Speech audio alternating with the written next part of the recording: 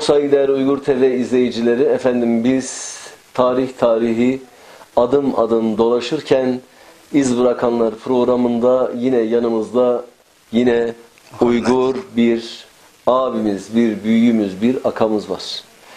Ve tabii ki Muhammedcan Hacım akamız bize kendisinin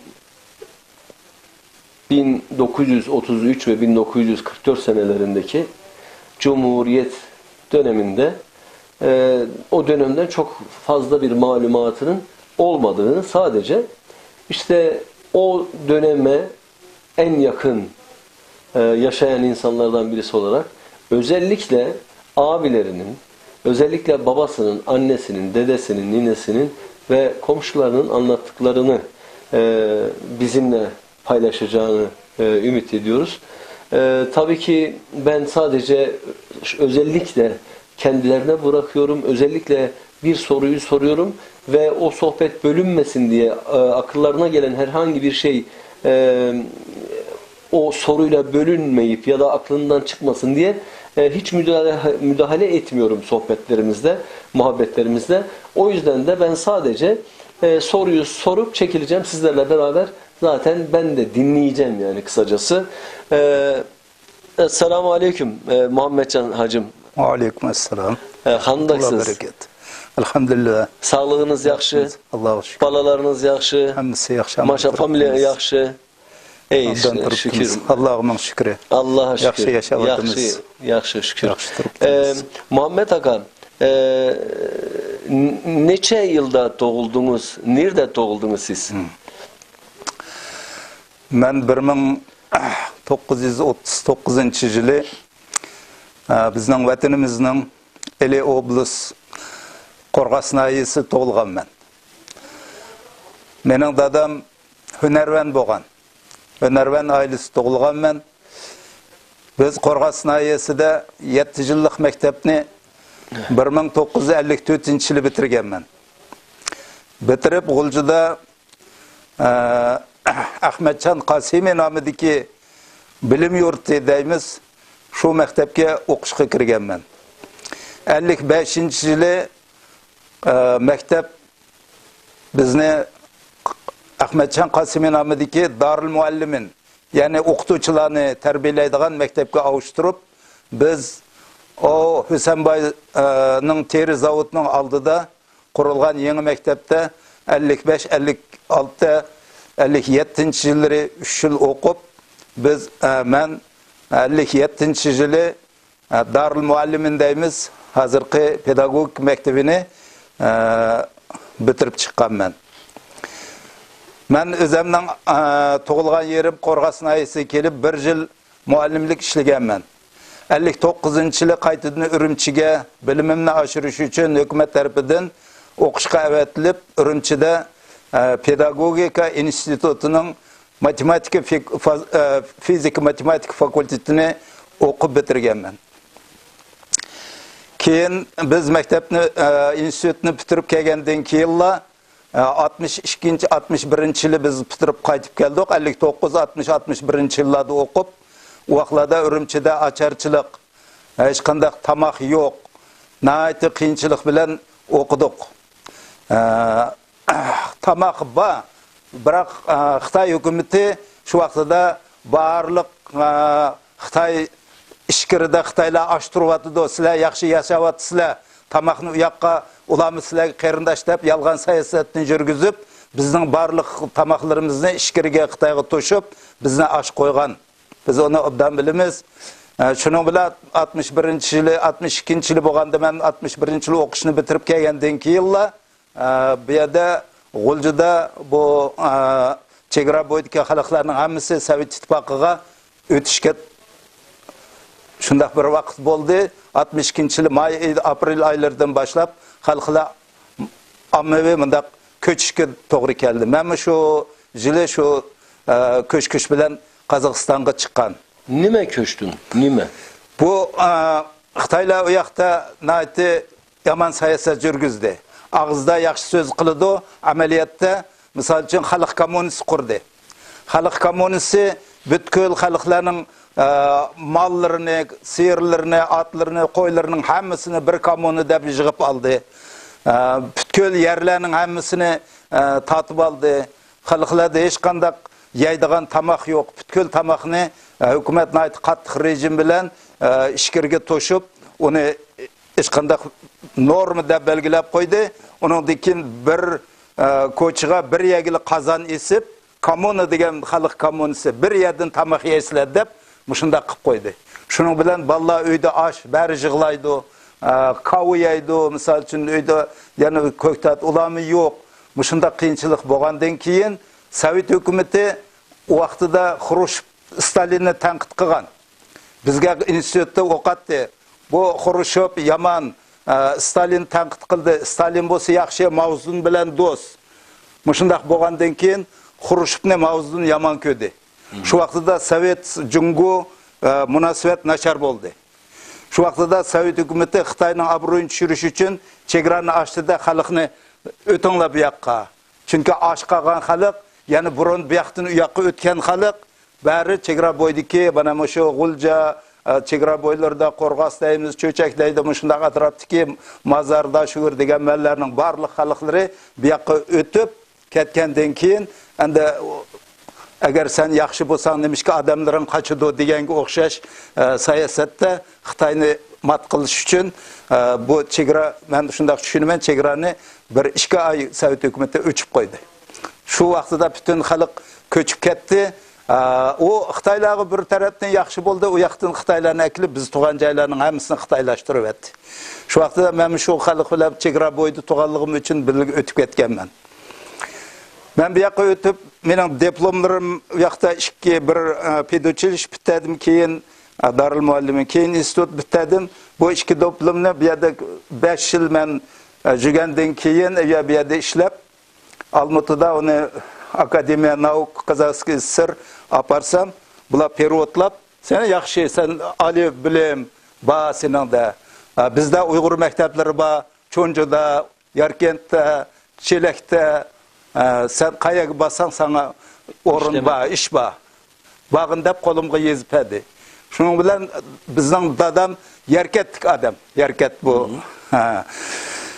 Şunla va özümüzün jutuq barımız deb tuğanlarınız var mı? Tuğanlarım mening endi bir qism tuğan mening bir qism tuğanlarım yoqda qolgan. Şarkı Türkistan'da. Şarkı Türkistan'da hozir u yoqdimi bor.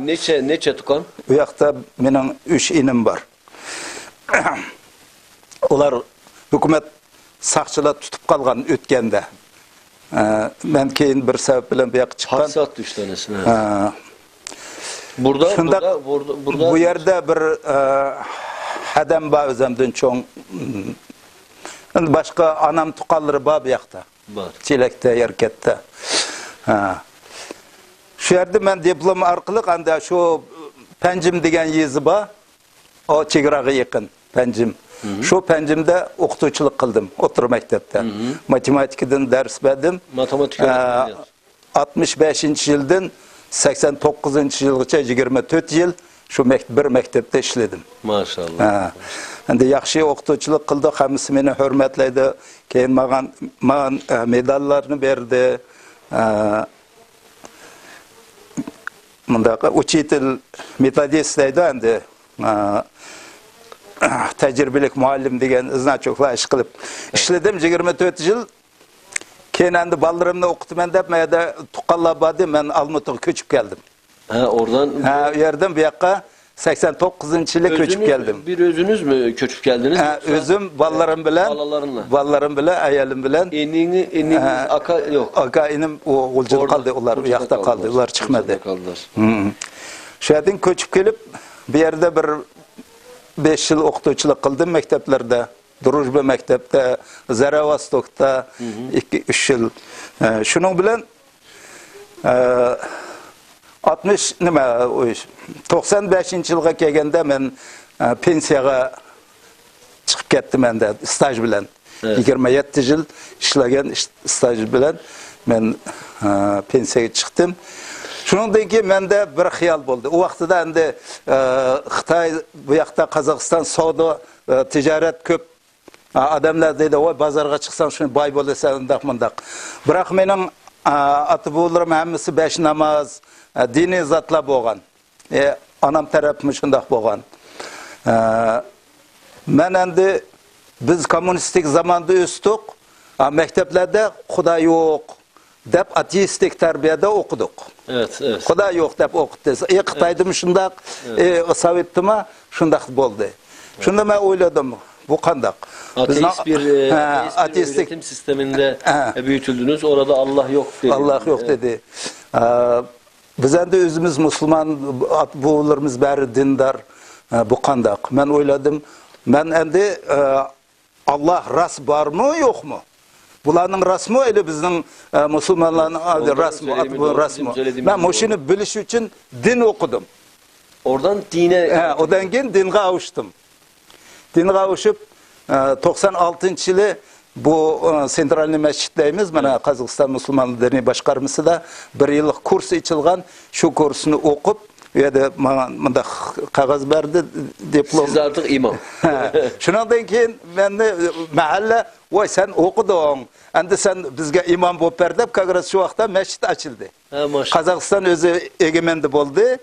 91-90-yillardan keyin men 96-yili o'qidim. Angacha bir masjid salindi, jamoatlar shuningga meni imomga, endi naib imom cho'ng bir qari kishimiz bor, uning keyinda men masjidning barliq ishim men qilib shuning bilan bir Sizin bu şey vuruşta atanızla abanız nime söyledi? Endi burun mening dadam o'zi o'qimagan, hunarban bo'lgan bilan buvam, buvularim meningki inqilob qilgan odamlar ekan. Dadam menga kichik vaqtida o'zlari urushgan. Kichik vaqtida menga Ili sultonligi degan bir bizda bir o'qish kitobi bo'lgan. Maktabda u yoqda o'qiyotganda biz Sharqiy Turkistonda o'qiyotganda bir o'qish kitobi degan, o'qish kitobida Ili sultonligining tarixi degan bir mavzu bo'lgan. Bizning dadam degan menga Mo'shu sultonni qilgan bizning buvilarimiz, inqilob qilgan. Bu buvilarimiz kimlar desam, bu birinchi dadamning dadasi Shirbek. Shirbekning dadasi Abdursulbek. Abdursulbekning dadasi Muhammad Emin Cho'rq Hekim deb ataydi. Men o'sha yergacha bilaman. Cho'rq Hekim 1750 to'shni bilmayman, 1750-yillar atrofida Qashqardan kelgan ekan. Shu vaqtida bu yoqda Manjur Xitoy bizning vatanni olganda shu odamlarni shu yoqdan iliga ko'chirib chiqqan ko'p. Shu vaqtda bizning buvimiz chiqqan ekan. Bu buvimiz keyin bu chiqqan odamlarga hokim bo'lgan. O'zi biroq oddiy Cho'rqdaydi, bundaq Uyg'urlarda kalning terisidan kiyilgan bir oyoq kiyim bor, o'zlari yasab kiyib olgan. Cho'rq kiyib yurdi ekan. Shuning bilan Cho'rq Hekim deydi ekan bu kishini. Shu vaqtida endi bu ilining bo'yiga qarasa shunday yaxshi munbat yerlar, bu yerlarga odam chiqib dehqonchilik qilsa yaxshi bo'ladi ekan deb, shu oq ustangni bizning Cho'rq Hekim buvimiz qazdirgan ekan. Bu G'uljada oq ustang degan bir cho'ng ustang bor. Bu Qashdaryodan chiqdi. Shu Qashdaryodan chiqqan ustangni shu buvimiz o'zi rahbarlik qilib har bir mahalladan odamlarni yig'ib shu ustang qazdirib, shuning bilan bu ustang endi daryo tog'dan keladi, to'van bu yer yuqori mundoq bu yoq chiqish kerak. Shu vaqtida bu suv nati ildam oqdi. Buni odamlarni ustangni qezib tayyorlagandan keyin odamlarni yig'ib endi to'mimda bog'lab suv chiqiramiz deganda odamlar, "O, bu egizga suv chiqmaydi. Biz deb nima qilgan?" Shu vaqtda buvimiz, "Yo'q, sizlar undaq emas." Buvimiz endi tajribasi bo'lgan, ish qilib, suvning qayoqqa oqadiganligini bilib, o'stangni aytib durust qazgan ekan, qazdirgan ekan.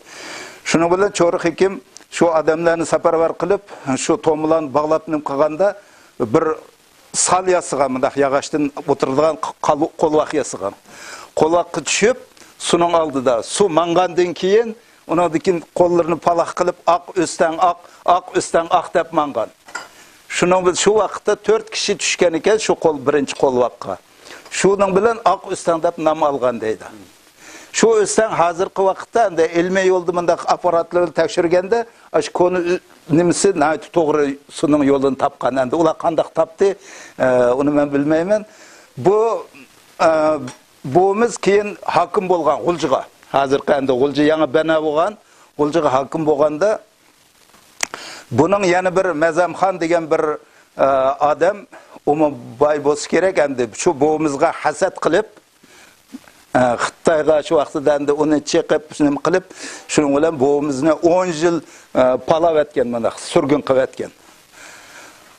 O'rniga Mazamxon bo'lib, Mazamxon bu nimaga bo'lganda endi sulton deydi. Sulton bo'lgandan keyin xalqlar bunga norozi bo'lgan. Bu Xitoylar bilan yana bundaq bo'lishga kirishgan. Shu vaqtda endi o Cho'r hokimninki balisi Abdursulbek. Bu G'ulji tarixida endi bu Abdursulbek ko'rnaklik odam o'zi. Amir bu harbiy boshliq bo'lgan. Bu adamning qilgan ishi bizning dadamning dadisining dadisi. Daha aytganda men 4-avlod bo'laman-da. Abdursulbek Cho'r hokimning o'g'li.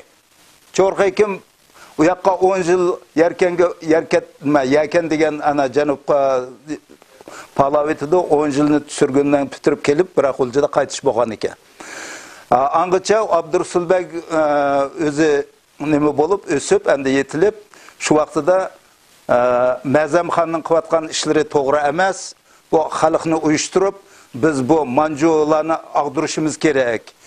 G'uljini endi bunda mustaqil G'ulji qilamiz deb, shuning bilan xalqqa inqilob qilgan, bunda aytganda Abdursulbekning nimasi bilan Sadir Palvon degan botirni nim qilgan, lekin bir yozuvchimiz bor, Bilal Nazim degan. Mushu kishilar shu vaqtlar qatnashgan. Evet. U vaqtida G'uljida G'uljining bu sharq tarafida Bayanday degan yerda sepildaydi, bunda Xitoylarning kazarmasi bo'lgan. Undan keyin 45 kilometr yana bu sharqda Suydung deydi, Suydung degan yerdami yana Xitoyning askarlari turadigan cho'ng bir bazasi bo'lgan. Oldi bilan bular şu Bayandaydagi sepilni elib, u yerdagi u vaqtdagi Manjur Xitoy hukumati shularni oldi bilan shu yerdan boshlaydi endi. Nima qiladi? U yana bizning buvimiz shu endi odamlarni uyushtirib, qurol nimalarni yasab qilish, ish qilib, ashani oladi. Bu Bayandayni oladi. Bayandayni elib, undan keyin bu Qur'onning sepilini elib, u yerda endi şu Manjur Xitoyning bazasi shu yerda endi asnovni. Shuni yo'q qilish uchun bular shu bir chetda chedir tikib bargoh qilib odamlarni yig'ib shuningga tayyorlik qilgan.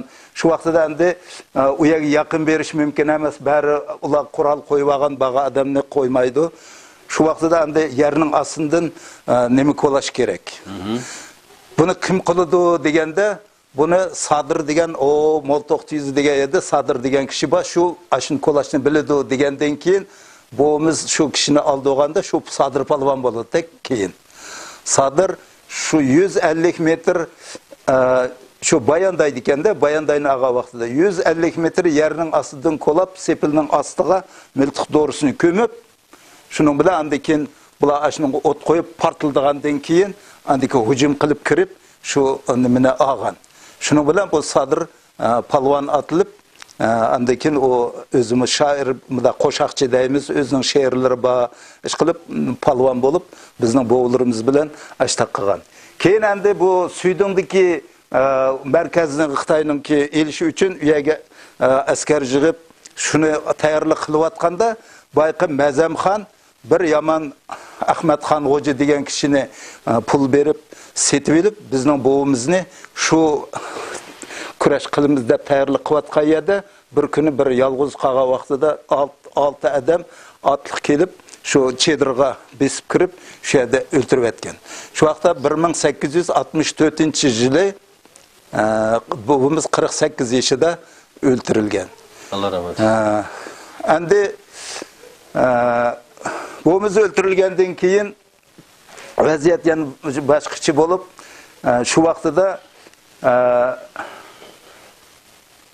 shu vaqtida endi keyin bu Alaxon Palvon degan kishi saylanib sulton bo'lib, bu kishini O'rus podshosi sen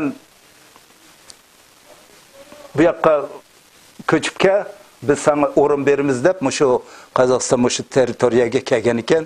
Hozir Sultonqo'rg'on deymiz. Evet. Mana shu Sultonqo'rg'on mahallasi Alaxon Palvonning o'zining qavmlari bilan chiqib o'tirashgan yer ekan.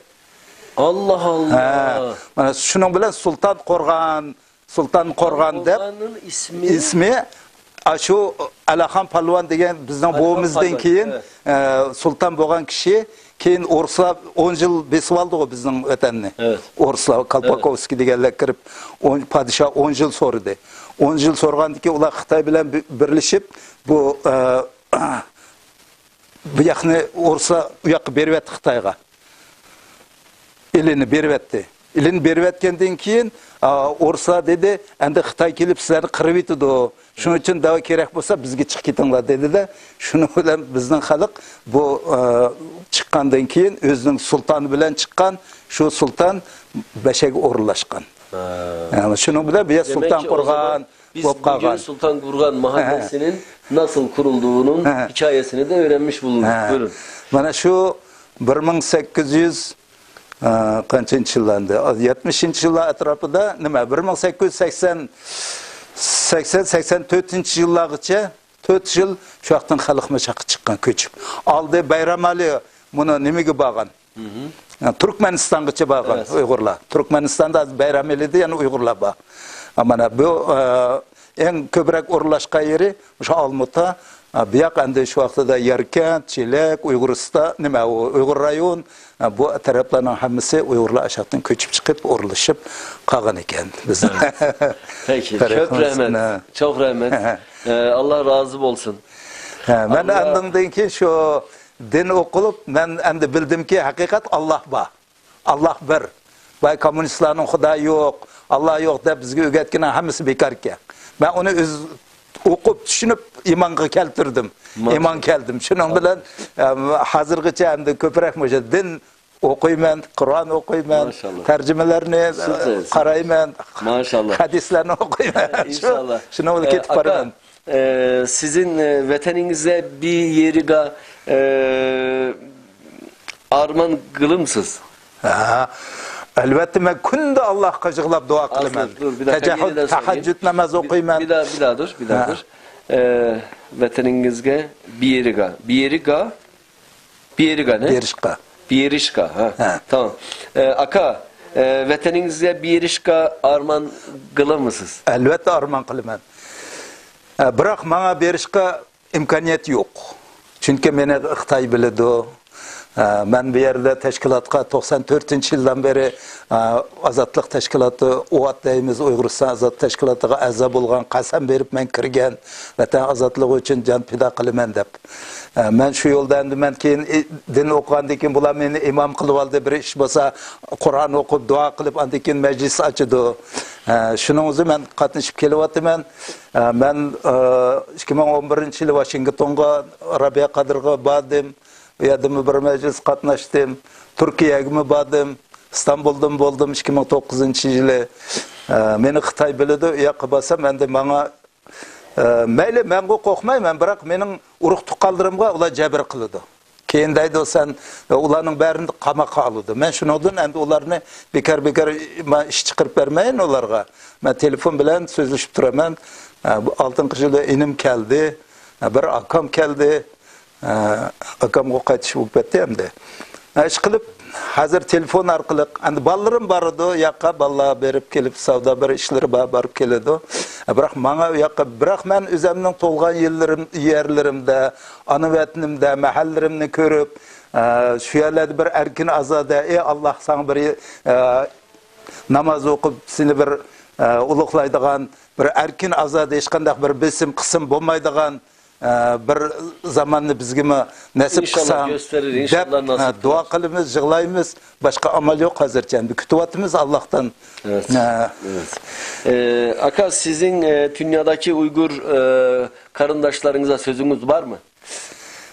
Barliq endi Uyg'ur qarindoshlarımga so'zim shuki, birinchidan mana sizni Alloh taolo bizga o'z qudrati bilan yetkazdi.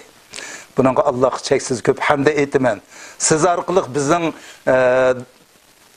tilaklarimizni barliq Uyg'ur qarindoshlarga yetkazdi Alloh. Alloh qudratlik. Endi mening barliq dunyodagi qarindoshlarga, Uyg'ur qarindoshlar hammamiz bir qarindosh, tariximiz bir. Endi mushu birlik kerak. Biz mushu Rabia Qadir xonim boshligan Ay yulduzliq ko'k bayroqning ostiga Dünya Uyg'ur qurultayining chaqirig'iga qo'shilib, biz hammamiz bir yerdan ovoz qilsak, hammamizning niyatlari birlashsa, Alloh arsh turib bizning niyatimizni biladi, bizga keng yo'l ochib beradi. Lekin hozirgi vaqtda hammamiz tehi birlashamayapmiz. Dillarimiz, hammamizning dilida vatan, din, millatning ishqi tehi yetarli emas. Ba'zi bir onunga Xitoy o kuchlik, onunga bo'lmaydi, mandaq qaraydi odamlar. Xitoy degan qancha, o 1,5 milliard tutsa, onu biz nima qila olamiz? Bundaq emas. Uni Alloh, Allah gitti. Sovet qanchalik kuchli edi. Qani u bir o'q atmadi hech kim. Durustmi? O Alloh, Alloh yaratquchi, Alloh qudratlik, hammaga chamsi yetadi. O biroq biz shuning tehi hammamiz loyiq bo'la olmaymiz. Har qavm o'zini o'zgartmasa, Alloh uni isloh qilmaydi. Çünkü bizga aql berdi Alloh taolo. Butkul ne'mat dunyoni bizga bo'ysundirib berdi. Yana bizga nima qilib berdi? Biz o'zimiz qilish kerak, durustmi? Bu shuning uchun men butkul dünya Uyg'ur xalqiga, Uyg'ur qarindoshlarga aytadiganim, hammamiz birlashaylik. Bizni mush to'g'ri yo'lga boshlayotgan Rabia Qadir xonimning chaqirig'iga hammamiz ovoz qo'shib, bir yoqdan baş bir yandan qo'l chiqarib, hammamiz birlashsak, hammamiz Alloh taoloni tonisak, iman keltirsak, Allohdan so'rasak va shuning loyiq ish qilsak, biz albatta Alloh taolo bizga shu kunlarni yetkazadi. Shuning hammamiz birlashaylik. Bir-birimizga bizda tafriqchilik, bizda jutvazlik, san Qashqar, san mandaq deydigan ish ko'pchi biz Uyg'urlarda. Bo'linib olamizda mundaq. Birimizga birimiz ancha qo'shilmaydigan shunday bir nachar taraflarimiz bor. Alloh shularni hammasini birlashtirsin, niyatlarimizga yetkazsin. Sizga İnşallah. Sizni bizga yetkazib kelgan Allah razı olsun.